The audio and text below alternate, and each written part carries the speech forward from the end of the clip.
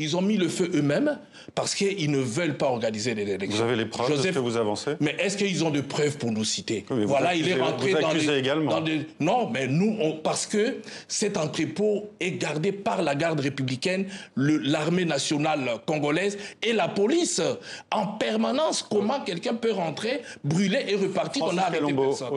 Un duel plus qu'un débat, deux ennemis plus que deux adversaires, voilà le climat tendu dans lequel s'est déroulée la rencontre télévisée entre les candidats malgaches du second tour.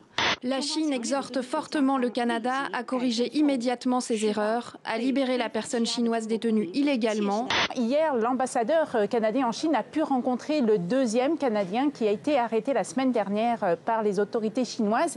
Il s'agit d'un homme d'affaires qui s'appelle Michael Spavor et qui peut maintenant donc compter sur les services consulaires canadiens.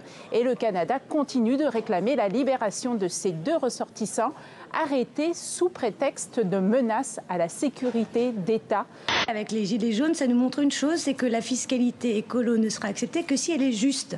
Et là, on voyait que cette fiscalité, il y avait à peu près 10, peut-être 20% de cette fiscalité qui allait à la transition énergétique. C'est pas le bon levier. Lorsqu'on fait de la transition écologique, c'est 100% qui doit aller à la transition énergétique. Il faut se préparer effectivement à perdre et il faut voter sur l'objet du référendum, que ce soit un référendum au niveau local, au niveau cantonal ou national, parce que sinon, si le référendum, et c'est quand même la tendance en France, sert systématiquement à sanctionner le gouvernement, voire à sanctionner le président, alors dans ce cas, ce n'est plus un référendum, en réalité, c'est un plébiscite raté ou réussi.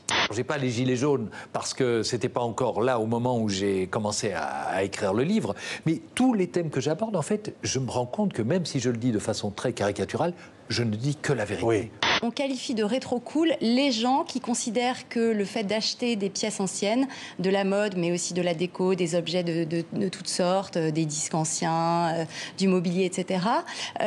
On considère que ces gens qui achètent anciens, finalement, racontent une forme de philosophie de vie.